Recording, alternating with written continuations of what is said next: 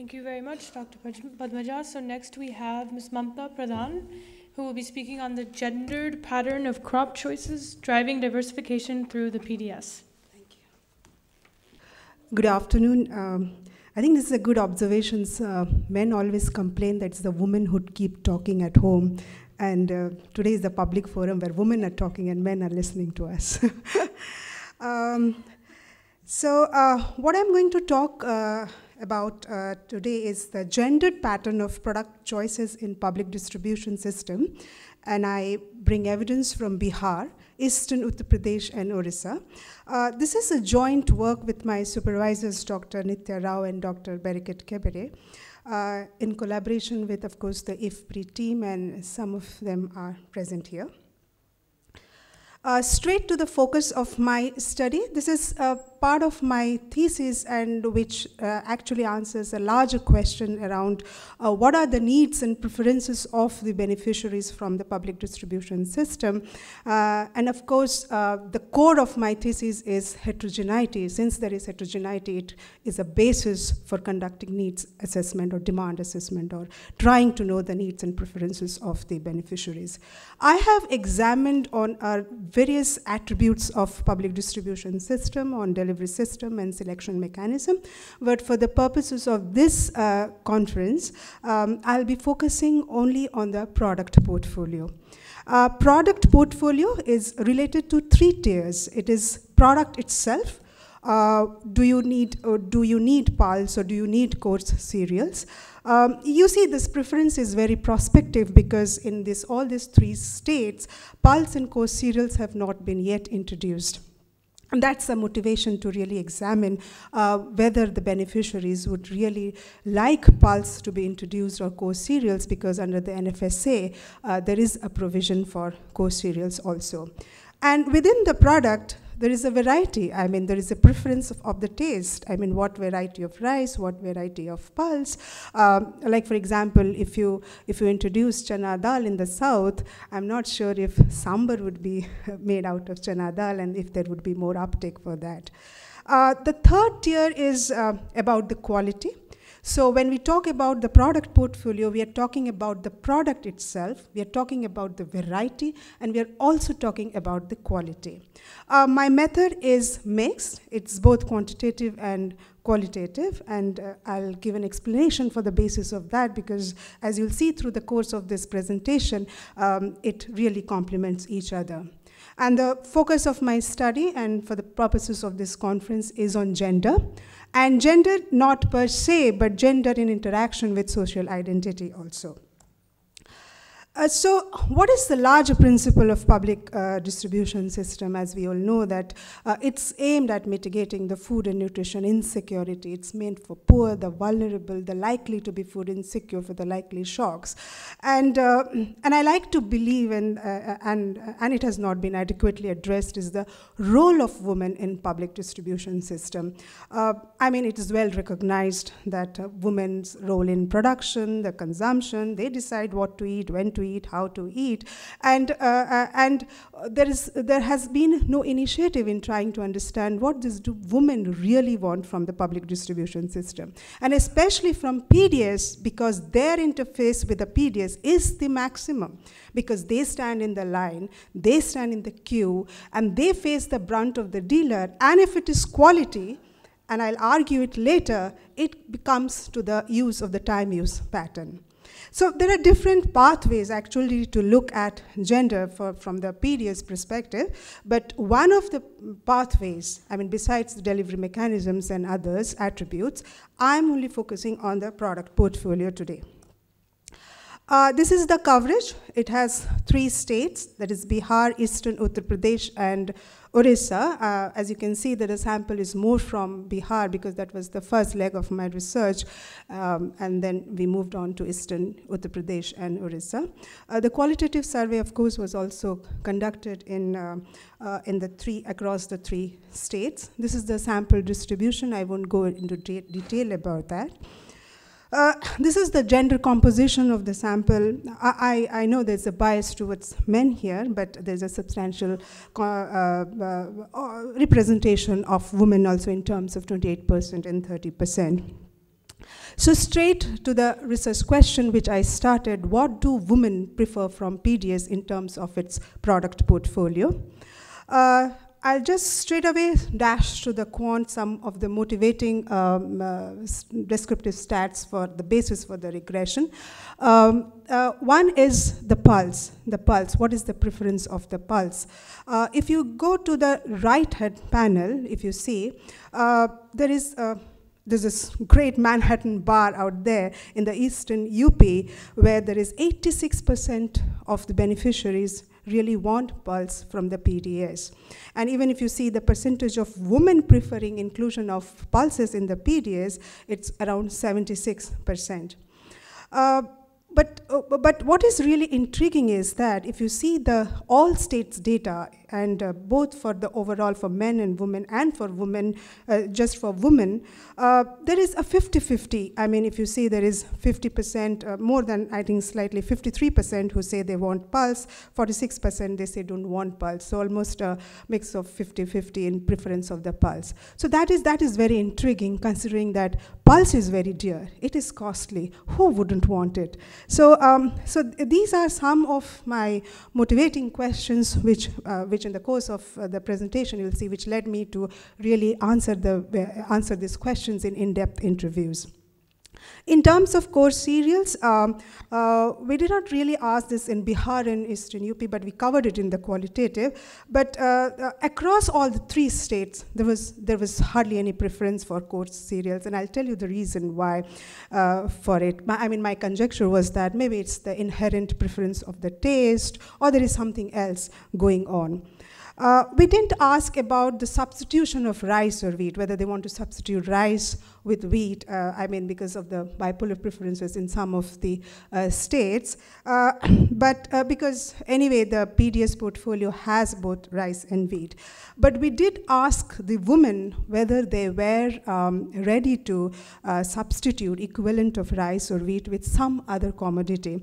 And you see, except for Eastern UP, who were ready to substitute rice or wheat for any other commodity, most of the states, even in the combined all states, you see, they were not ready to substitute rice. So cereal was the king. I mean, there's no space for substitution.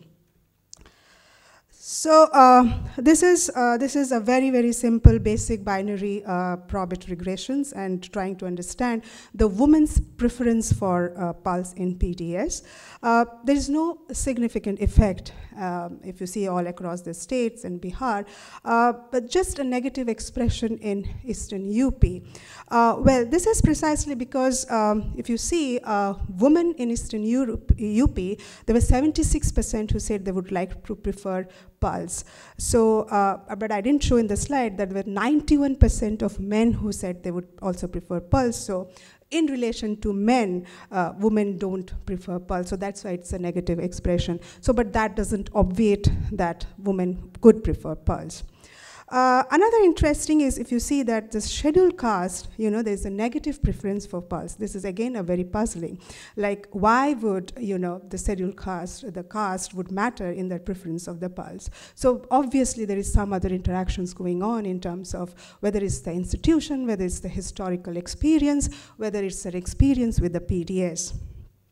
Another one of the pathways that we were also trying to see is the pathway of the homophily. So if the FPS dealer's caste is same as that of the beneficiaries, does it have an uptake in the PDS? We see that it's a negative expression, and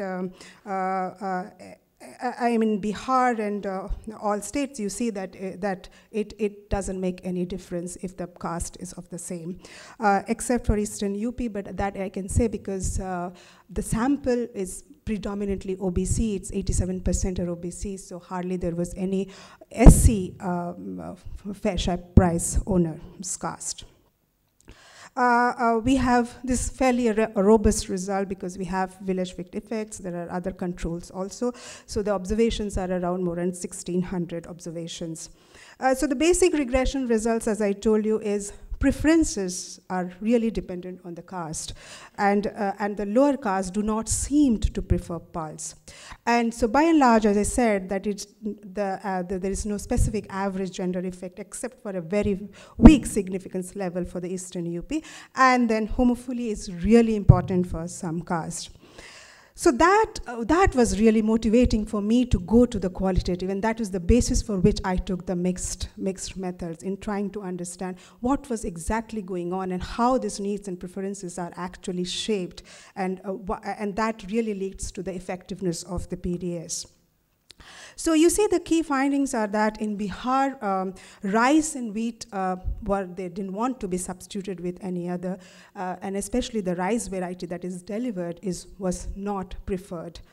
In Eastern UP, the rice and wheat, they were ready to substitute rice and wheat with pulse, and they were okay with the rice variety. But of course, quality of the rice and wheat across all these 3 states was a concern, of course. In Odisha, rice is still the holy grain. I mean, it is non-negotiable. Across the 3 states, coarse cereals was not preferred because there is a lot of social stigma attached to it. Like, I'll make you go through the other slides where you'll see what people really say about the coarse cereals. And another is, of course, the more labor intensive, because the millers have not yet found a way to really grind it and prepare it. So it again all comes back to the woman itself, right from grinding it, preparing it. So it's a very labor intensive process. And of course, there is no nutrition awareness about it. This was more pronounced in Odisha and Eastern UP, but in Bihar, though they were aware of its nutritive value, when women said that we know that it is very nutritious, but there's a very, very big social stigma attached to it. I mean, those who cannot afford rice, fine rice, will eat coarse cereals, and they are generally looked down upon. For the pulses, yeah, there was a buy-in. I mean, people were ready to go for it. I mean, one of them said, "Who doesn't like good things?" You know. But there was a very generic fear. The fear. I mean, they didn't trust this. They didn't trust the system. There was a diversion effect fear that it will be siphoned off, fear that it may crowd out the cereals. And of course, there was the fear of continuity. I mean, whether it will come, if it comes, like all good things like tea, sugar, where they were getting previously, that would also stop. Another one was the adulteration with Kesari dal in Bihar. So they feared that this was one of the main reasons. If pulses come, this is what they will end up having it. And of course, tea and sugar is something preferred. Coming to specifically for the preferences of women, we see that in Bihar, there is a preference for usna rice, that is the parboiled rice, over arva rice. So, and since they didn't get that, they either sell it, or they exchange for usna, or they feed the cattle, or they make do with some pancakes in the worst cases. And there is also a general perception that arva rice actually leads to gastric ailments, and if you see from the photo, I mean, it speaks much. I mean, as they say that photos speak louder than the words. You can see the inferior quality of the PDS rice. It's the bad odor, bad taste, its color mixing with stones. So these again comes on the woman. Their time used. They have to clean. They have to cook. So it has implications for the time use also. And what is happening is that because of this bad quality, their preferences is also being shaped because they are preferring wheat instead of rice. So what is happening is they're negotiating with the dealer that do not give us rice, anyway it is arva, anyway it is bad, so give us more wheat. So see how even the system and how it is working, how these institutions is actually reflected in their preferences. So I talked about even the pulse. There is a buy-in, of course, because not because of its nutritive value, but because it is very costly. But because there are other, but they are not ready to substitute with others because there are diversion effect. It is very dear. They know that the dealer it will never come to them. There is fear of the unknown also. I mean, amongst the lower caste especially. I mean, they will be the first one to be screened off, and there also fear that it might crowd crowd out the cereals, First of all, they'll end up with just rice or just wheat instead of two products. So there is a very, very lack of trust in the system. And of course, there is adulteration. And they have also referred to other welfare programs where pulse is provided for, but it is misused by the Anganwadi workers. So this quotation from one of the respondents speaks so much. We would prefer pulse. If we get pulse, we can make rice and dal, that is khichdi. But we know we won't get it. Once or twice, the dealer will disperse, but then he will stop and siphon off supplies most of the time. The excuse he will give is, "Upar se nahi aaya."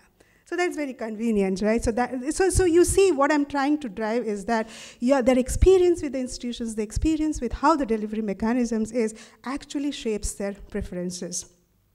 Coarse cereals, as I said, there is a lot of stigma attached to it, especially in Bihar, and it is actually branded as a poor man's crop. And the preparation is also very time-consuming for women. It's very, very labor-intensive, and the millers haven't devised any way to grind it either. In Odisha, rice, as I said, is non-negotiable. I mean, 96% do not want to substitute rice with any.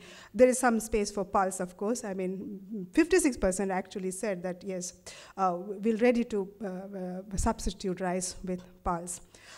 They prefer arva, which is being provided in the PDS, but the problem is the kind of arva rice that is being given does not match to their dietary specification, because the keeping quality of rice is so bad that they cannot eat the stale water rice that is their because it's a predominantly tribal area, and that's their dietary specifications and preferences, and that doesn't match to what is being provided in the PDS.